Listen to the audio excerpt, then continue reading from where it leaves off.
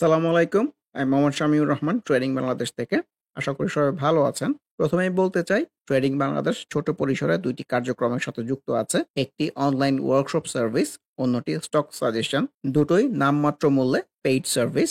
২ ঘন্টার মাত্র ২ টি সেশনের মাধ্যমে এই ওয়ার্কশপটি ডিজাইন করা হয়েছে। স্টক প্রাইসের বেসিক ক্যারেক্টারিস্টিক্স এবং কিছু ইফেক্টিভ স্ট্র্যাটেজির কম্বিনেশন করে এই ওয়ার্কশপগুলো ডিজাইন করা। নতুন কিংবা পুরাতন যেকোনো ধরনের বিনিয়োগকারী এই ওয়ার্কশপে অ্যাটেন্ড করতে পারবেন। যারা প্র্যাকটিক্যালি ট্রেডিংটা হাতে কলমে শিখে রেগুলার ইনকাম জেনারেট করতে চান, তারা চাইলে ট্রেডিং বাংলাদেশের এই ওয়ার্কশপ কার্যক্রমে যুক্ত হতে পারেন। এর বাইরে যারা চাকরি, ব্যবসা কিংবা অন্য যেকোনো ধরনের কাজের জন্য রেগুলার এই মার্কেটটা ফলো করতে পারেন না, কিন্তু স্টক মার্কেটের সাথে কানেক্ট থাকতে চান, তারা চাইলে ট্রেডিং বাংলাদেশের স্টক সাজেশন সার্ভিসটা অ্যাভেইল করতে পারেন। এর বাইরে এই চ্যানেলে ট্রেডিং বেসিক্স নামে একটি প্লেলিস্ট রয়েছে।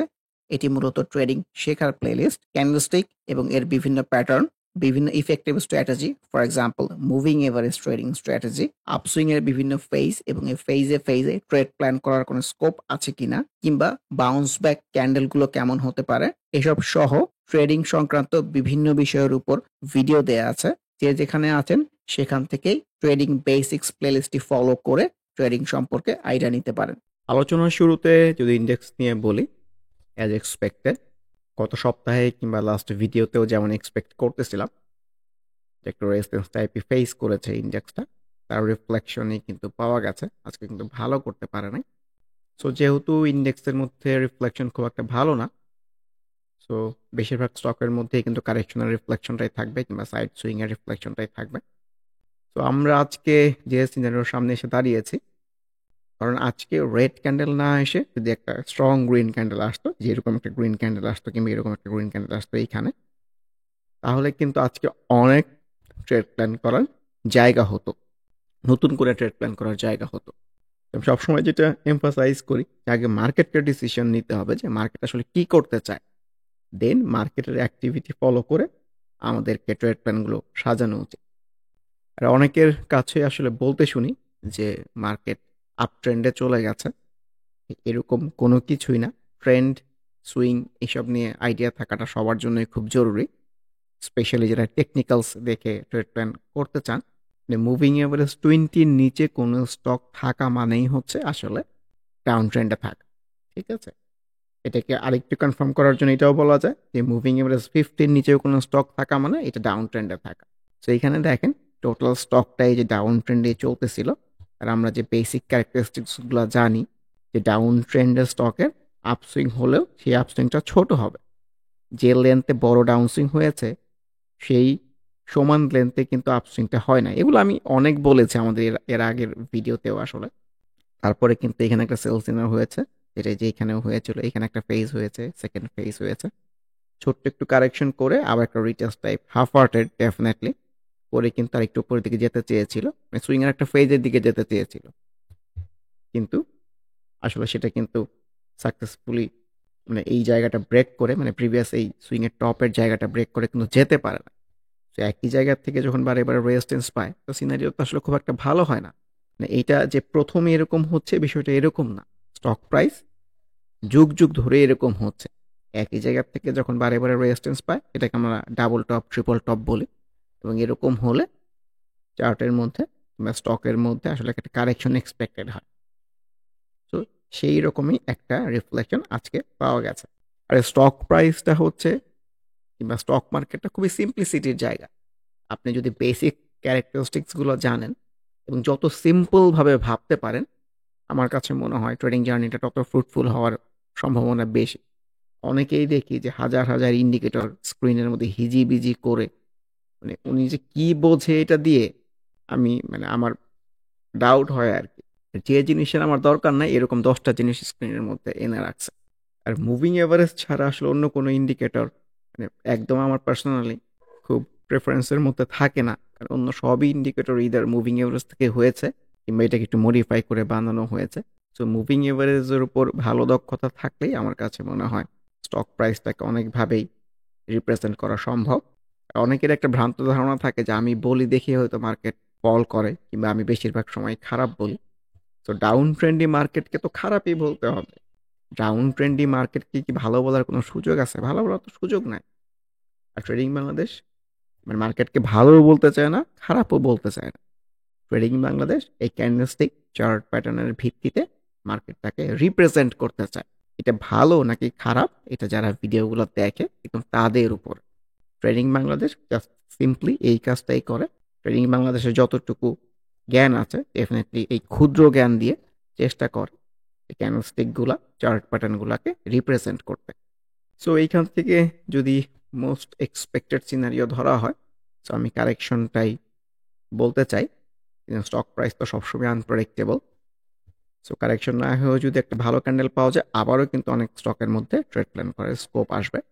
ভলিউমটা মোটামুটি অ্যাক্টিভ রাখতে পেরেছে, এটা একটা পজিটিভ সাইন। কিন্তু ভলিউম যদি ডিক্লাইনিং হতে শুরু হয় তাহলে কিন্তু এই কারেকশনের ফ্লোতে ভাবা উচিত। আর সবচেয়ে ইম্পর্টেন্ট পয়েন্ট যেটা হচ্ছে আসলে এই সিনারিওগুলো আসতেছে হচ্ছে একটা আপসুইং এর পরে। আমাদের দেশের মার্কেটের যে ট্রেন্ড এরকম আপসুইং এর পরে এই ধরনের সিনারিও আসলে বেশিরভাগ সময় আবার নিচে চলে আসে, দেন একটু কনসোলিডেট করে আবার উপরের দিকে যায়। কারণ স্টকটা চলতেছে কিন্তু ডাউন ট্রেন্ডে। তো ডাউন ট্রেন্ডের ফ্লো যদি আমি একটু দেখানোর চেষ্টা করি, এই যে ডাউন সুইং, এই যে আপ সুইং, এই যে ডাউন সুইং, এই যে আপ সুইং, এইভাবে ডাউন ট্রেন্ডের স্টক হচ্ছে চলে।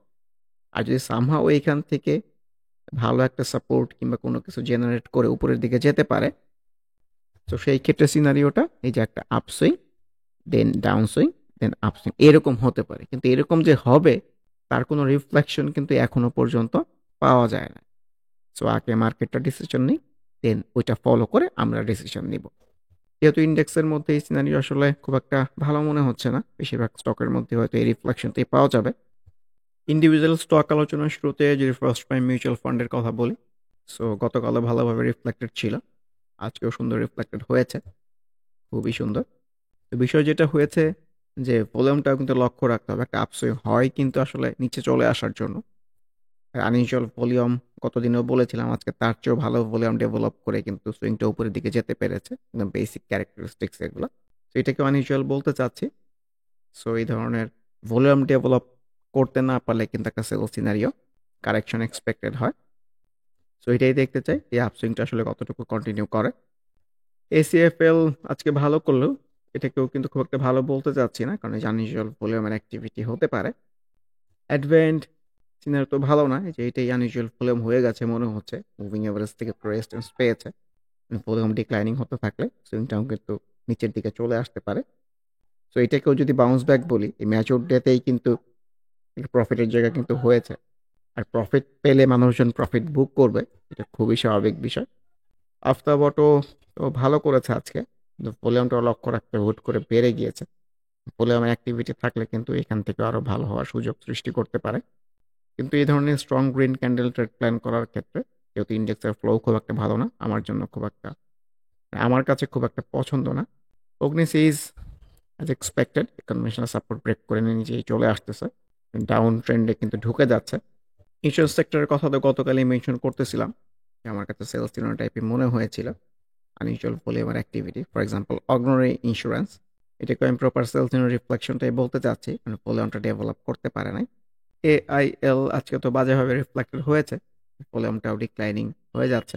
প্রিভিয়াস সুইং টপের একটা রেজিস্ট্যান্সেও কিন্তু সামনে আছে। সো সিনারিও ভালো মনে হচ্ছে না।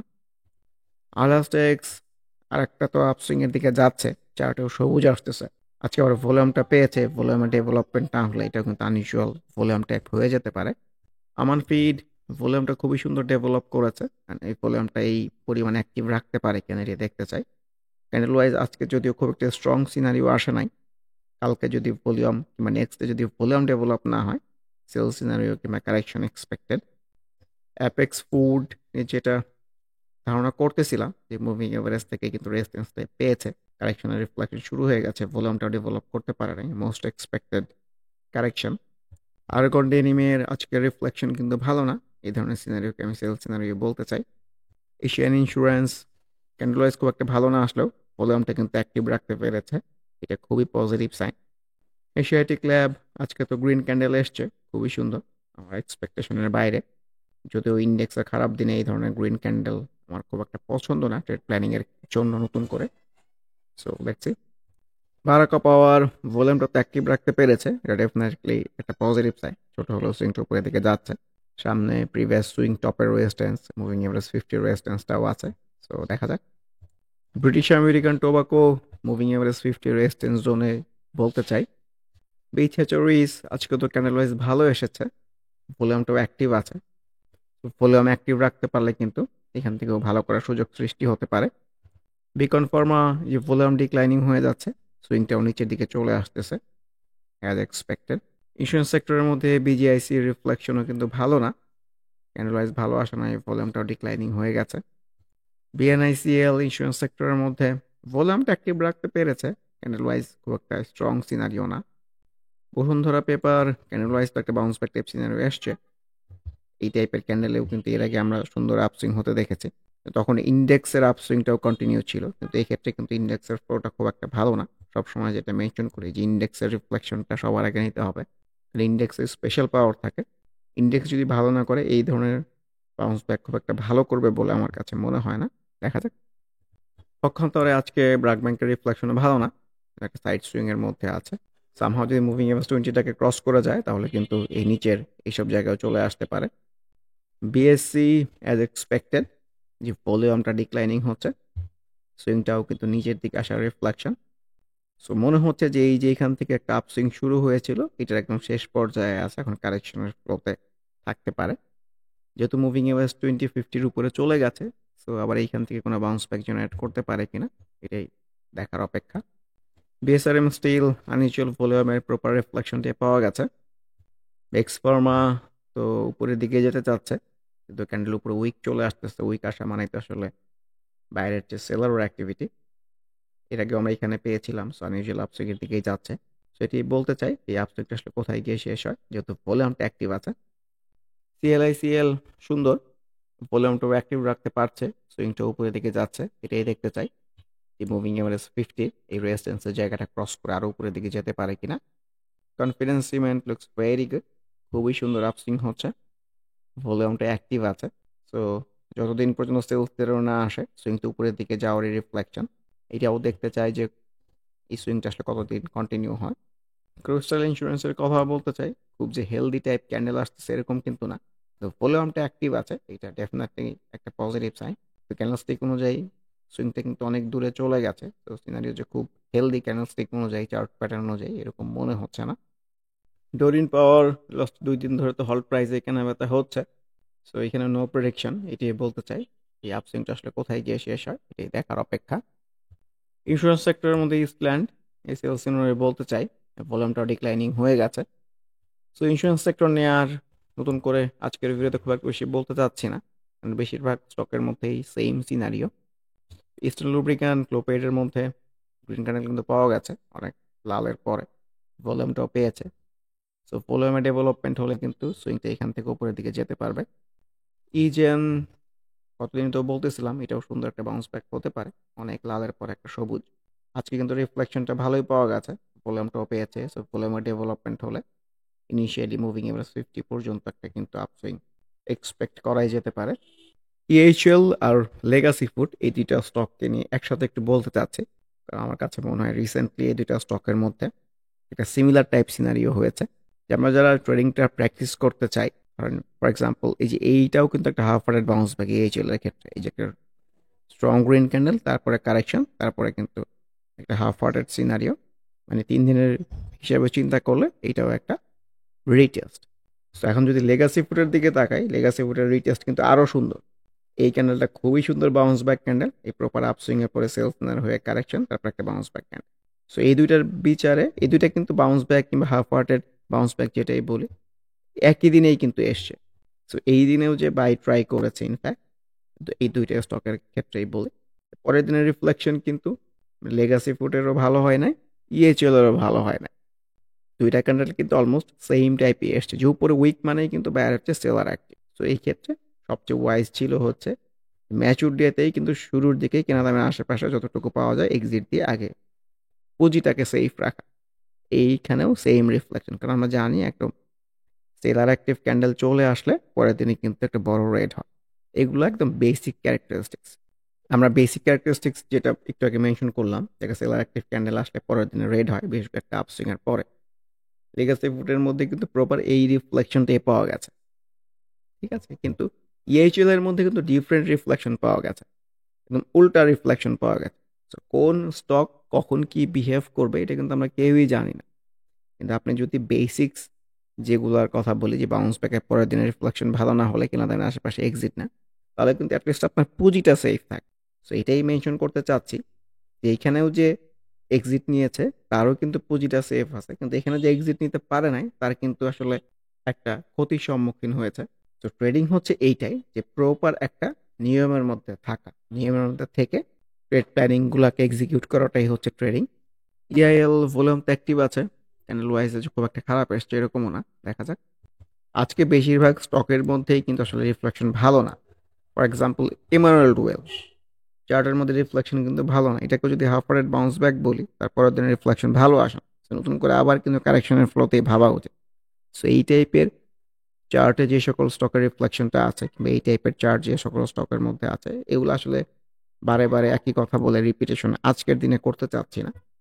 এই ধরনের চার্টের রিফ্লেকশন যেগুলো আছে সবই ভেবে নিতে হবে, যেগুলো ডাউন সুইং এর ফ্লোতেই ভাবা উচিত। ফর এক্সাম্পল অনভয়টেক্স এর মধ্যেও কিন্তু রিফ্লেকশনটা সেম, নতুন করে কারেকশনের ফ্লোতেই ভাবতে হবে। আবারও মনে করিয়ে দিতে চাই, যারা নামমাত্র মূল্যে প্র্যাকটিক্যাল ওয়েতে ট্রেডিংটা হাতে কলমে শিখে রেগুলার ইনকাম জেনারেট করতে চান, তারা ওয়ার্কশপ অ্যাটেন্ড করতে পারেন। এর বাইরে এই চ্যানেলের ট্রেডিং বেসিক্স প্লেলিস্টের ভিডিওগুলো দেখে যে যেখানে আছেন সেখান থেকে ট্রেডিং সম্পর্কে আইডিয়া নিতে পারেন। এর বাইরে স্টক সাজেশন কার্যক্রমেও যুক্ত হতে পারেন। সবাই ভালো থাকবেন। আল্লাহ হাফেজ। Happy trading. This is Shamiur Rahman signing off from today's episode.